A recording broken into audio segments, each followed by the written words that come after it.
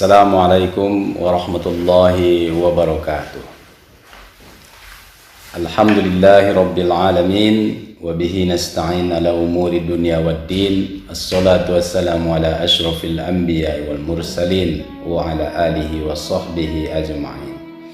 Asyhadu an la ilaha illallah wa asyhadu anna Muhammadan abduhu wa rasuluh sallallahu alaihi wasallam la nabiyya ba'dah. Amma ba'du. Tema kajian kita pada hari ini adalah tentang bersaudara dalam Islam. Tidak asing sebenarnya bagi kita bapak-bapak dan ibu-ibu istilah persaudaraan Islam. Bahwa orang mukmin itu bersaudara itu sudah merupakan bahasa kita sehari-hari. Karena Allah Subhanahu wa Ta'ala dalam salah satu firman-Nya mengatakan, innamal mu'minuna ikhwah. Orang mukmin itu bersaudara. Fa aslihu baina akhwaikum. Maka berdamailah dengan saudaramu. Damaikanlah saudaramu kalau mereka berselisih. Berikan kedamaian kepada saudaramu kalau mereka tidak merasa tentram dalam hidupnya. Ini yang dimaksud dengan bersaudara di dalam Islam. Sebagai salah satu bukti bahwa kita bersaudara, maka di setiap doa kita, di setiap permintaan ampun kita kepada Allah, kita tidak hanya meminta ampun untuk diri kita sendiri. Allahumma ghfirli wa liwalidayya warhamhuma kama rabbayani shaghira wa li jami'il mu'minina wal mu'minat wal muslimina wal muslimat. Itu adalah doa kita, dan itu doa yang wajib dibaca oleh seorang khatib ketika ia berkhutbah Jumat. Dan menentukan sah dan tidak sahnya khutbah Jumatnya adalah dengan membaca doa. Salah satunya begitu. Begitu hebatnya doa kepada orang mukmin, sehingga kita tidak dianggap sebagai orang mukmin kalau tidak mendoakan orang mukmin yang lainnya. Bahkan salah satu nasihat Nabi kepada Fatimah menjelang tidurnya, Nabi menasihati agar mendoakan orang mukmin. Apa artinya mendoakan orang mukmin? Karena Nabi mengatakan kepada anaknya Fatimah, menjelang engkau tidur, salah satu yang engkau harus lakukan adalah bersilaturahmi, bersilaturahim kepada semua orang mukmin, memaafkan semua orang mukmin. Lalu Fatimah heran, bagaimana caranya bersilaturahim dengan banyak orang seperti itu?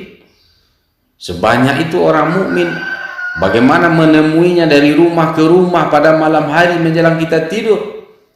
Lalu Nabi mengatakan, caranya adalah dengan mendoakan, dengan memintakan ampunan untuk mereka. Allahumma ighfir lil muslimina wal muslimat wal mu'minina wal mu'minat. Itu cara. Kita ini bersaudara, kita ini seperti jasad yang satu, tubuh yang satu, yang tidak terpisah-pisah. Ketika satu orang merasa sakit, maka yang lain juga merasa sakit. Satu orang susah, yang lain juga merasa susah. Satu orang masuk surga, yang lain juga masuk surga. Begitu kita masuk surga ini bersama-sama. Tidak bisa kita masuk surga sendiri saja, harus bersama-sama dengan saudara-saudara kita yang lain. Makanya kita mendoakan, entah siapa namanya, di mana kampungnya, daerahnya, negaranya, umurnya berapa, kapan hidupnya, kapan matinya, kita tidak tahu. Yang jelas kita selalu berdoa, Allahumma ighfir lil muslimina wal muslimat wal mu'minina wal mu'minat al ahya'i minhum wal amwat. Ya Allah, ampuni dosa orang muslim, orang muslimat, Ampuni dosa orang mukmin, orang mukminat, apakah mereka masih hidup ataukah mereka sudah meninggal dunia. Ampuni dosa mereka. Dari dulu sampai hari ini begitu doa yang selalu dipanjatkan oleh orang-orang mukmin ini kepada orang mukmin yang lain. Kita masuk surga bersama-sama, begitu hebatnya persaudaraan kita. Satu masuk surga maka yang lain juga masuk surga. Kita tidak menginginkan adanya saudara-saudara kita yang kesusahan, yang menderita. Coba kita lihat ketika ada orang yang masuk surga, ingin sendiri masuk surga.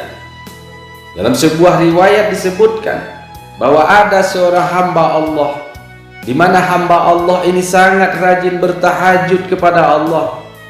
Bertahajud, ia abdikan dirinya, ia dekatkan dirinya kepada Allah. Tidak ada ketika itu di dunia, ketika itu pada saat itu orang yang taat dibandingkan dirinya.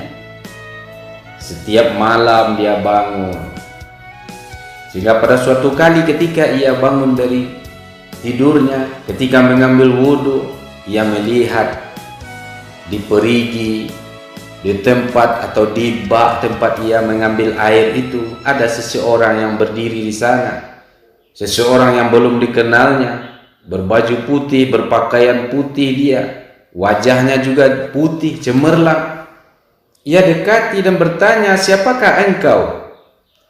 Lalu orang itu menjawab, "Saya adalah malaikat yang disuruh oleh Allah Subhanahu wa Ta'ala untuk mencari orang-orang yang namanya diberikan oleh Allah kepada saya, karena saya akan memberikan rahmat kepada orang itu."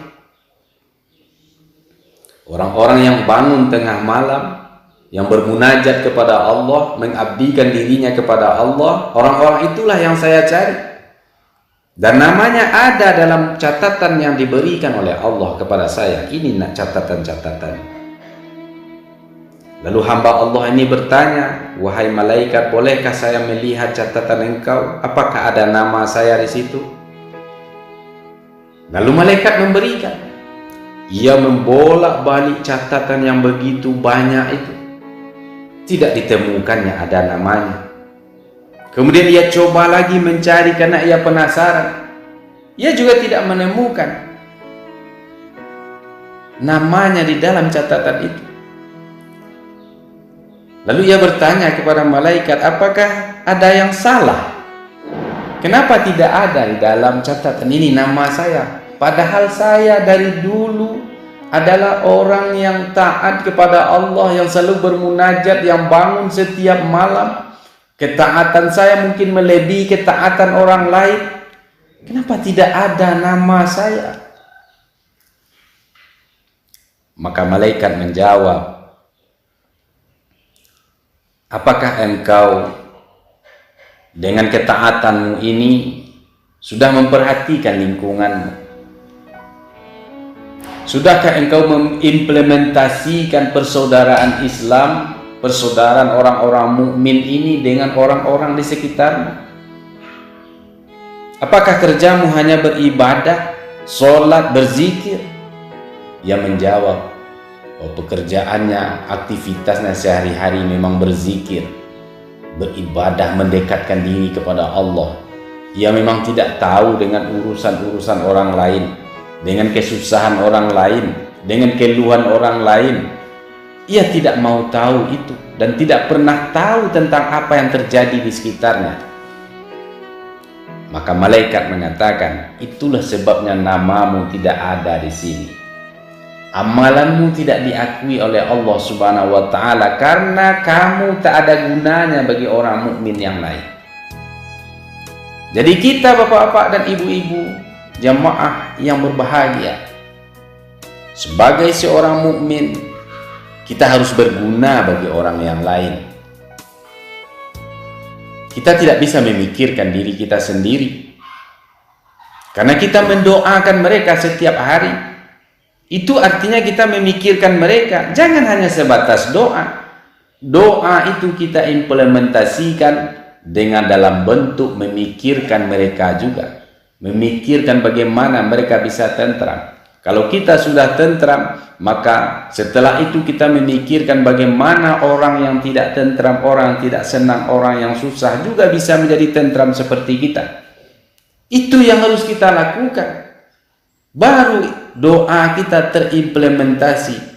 Allahumma firlil muslimin wal muslimat kita itu, wal mu'minin wal mu'minat itu terimplementasi di dalam kehidupan kita. Barulah kita bisa masuk surga bersama-sama. Barulah kita bisa merasa damai bersama-sama, merasa tentram bersama-sama. Kalau hanya memikirkan diri kita saja, maka kita tidak akan pernah untuk mendapatkan surga Allah itu. Surga Allah itu untuk bersama, bukan untuk diri kita saja. Kalau hanya kita menginginkan untuk diri kita saja, tidak menginginkan untuk orang lain, maka surga Allah itu tidak kita dapatkan. Makanya bapak-bapak dan ibu-ibu, sebagai salah satu implementasi dari doa kita, Allahumma firlil muslimin wal muslimat wal mu'minina wal mu'minat. Kalau mereka bersalah kepada kita, maka kita maafkan. Tidak perlu harus didahului oleh permintaan maaf dari mereka. Kita bebaskan mereka dari apa yang akan membelenggu, memberatkan mereka. Jangan terlalu tinggi hati. Kadang-kadang kita terlalu tinggi hati, harus minta maaf orang terlebih dahulu kepada kita, baru kita mau memaafkan. Itu pun lama kita hilangkan. Kita bebaskanlah hati kita dari kesalahan orang-orang lain kepada kita. Sebab kenapa? Sebab setiap saat kita mendoakan mereka, ya Allah ampuni dosanya ya Allah. Setiap saat kita mendoakannya.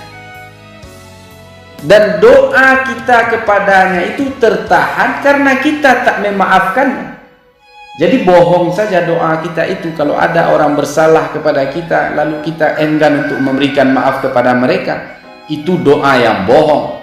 Berarti kita tetap memikirkan diri kita sendiri, tidak memikirkan dirinya.